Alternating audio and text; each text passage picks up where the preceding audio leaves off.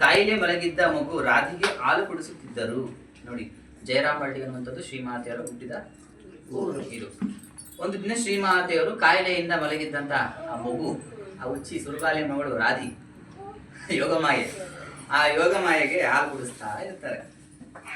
ಅಂದ್ರೆ ಶ್ರೀರಾಮಕೃಷ್ಣರ ಮಹಾಸಮಾಧಿಯ ನಂತರ ಶ್ರೀರಾಮಕೃಷ್ಣರು ಹೇಳಿರ್ತಾರೆ, ಅವರು ಇನ್ಮೇಲೆ ನಾನು ಯಾಕೆ ಇರ್ಬೇಕು ಈ ಜಗತ್ ಮೇಲೆ ಅಂತ ಜಿಗುಪ್ಸೆ ಬಂದಾಗ ಶ್ರೀಮಾತೆಯವರಿಗೆ ಶ್ರೀರಾಮಕೃಷ್ಣರು ಕಾಣಿಸ್ಕೊಂಡು ಹೇಳ್ತಾರೆ, ನೀನು ನಿನ್ನ ತಮ್ಮನ ಮಗಳು ರಾಧೆಯನ್ನ ಆಶ್ರಯಿಸಿಕೊಂಡು ಈ ಜಗತ್ತಿನಲ್ಲಿ ನೀನು ಕೆಲಸ ಮಾಡಲೇಬೇಕು ಅಂತ ಹೇಳ್ತಾರೆ. ಅಂದ್ರೆ 1886ರಲ್ಲಿ ಶ್ರೀರಾಮಕೃಷ್ಣ ದೇಹವನ್ನು ತ್ಯಾಗ ಮಾಡ್ತಾರೆ.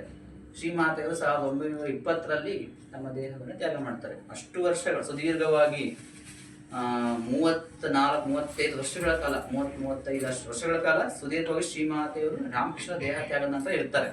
ಹಾಗಾಗಿ ಜಯರಾಮ್ ಬಾಟಿಯಲ್ಲಿ ಒಂದಿನ ಶ್ರೀಮಾತೆಯವರು ಆ ಕಾಯಿಲೆಯಿಂದ ಮಲಗಿದಂತ